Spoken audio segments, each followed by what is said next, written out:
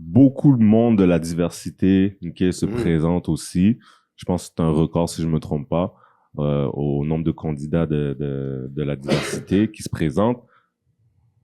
Toi, comment tu vois ça, ces personnes-là qui se présentent? Est-ce qu'on leur dû se mettre tout le monde ensemble? Est-ce que c'est correct que le monde va un peu chacun de leur côté? Ouais.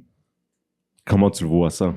Moi, je pense qu'il faut les applaudir parce que ça prend du courage, sauter en politique. Mm-hmm. Ils vont beaucoup apprendre sur le dynamique. Une fois que tu es dans l'aréna, c'est très différent de quand tu es en dehors. C'est un peu comme l'inclusion. Je parlais beaucoup l'inclusion, la diversité, inclusion. Puis c'est quand même le fun et facile quand tu es un organisme à but non lucratif de parler de l'inclusion, par exemple. Mais une fois quand tu essaies vraiment de te faire inclure dans le secteur privé, c'est autre chose.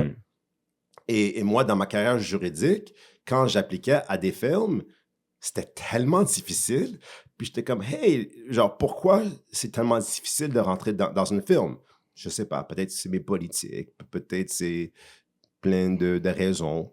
Mais en tout cas, tout ça pour dire, c'est que la complexité des dynamiques politiques sont quand même intéressantes et les candidats que tu as mentionnés vont savoir ou se rendre compte des réalités qu'ils ne sont pas en train de prendre en considération.